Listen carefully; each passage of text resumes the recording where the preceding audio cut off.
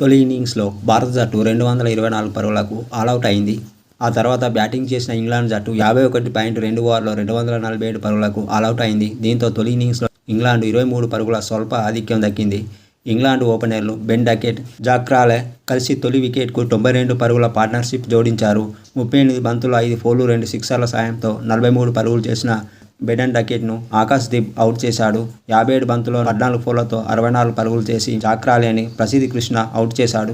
Woolly Pope 44 బంతులు 4 ఫోర్లతో 29 పరుగులతో, Joe Root 45 బంతుల్లో 6 ఫోర్లతో 29 పరుగులు, జాకబ్ బెథల్ 6 పరుగులు చేసి మహమ్మద్ సిరాజ్ బౌలింగ్లో అవుట్ అయ్యారు.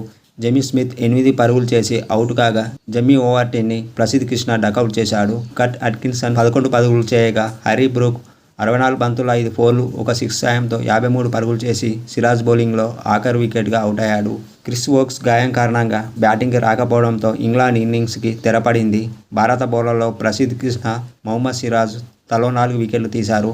ఆకాశ్ దీప్ 1 వికెట్ దక్కింది. రెండో ఇన్నింగ్స్లో బ్యాటింగ్ దిగిన టీమిండియా 18 ఓవర్లలో 2 వికెట్లు కోల్పోయి 75 పరుగులు చేసింది. తొలి ఇన్నింగ్స్లో ఇంగ్లాండ్కు దక్కిన 23 పరుగుల ఆధిక్యం పోగా టీమిండియా ప్రస్తుతం 52 పరుగుల ఆధిక్యంలో ఉంది.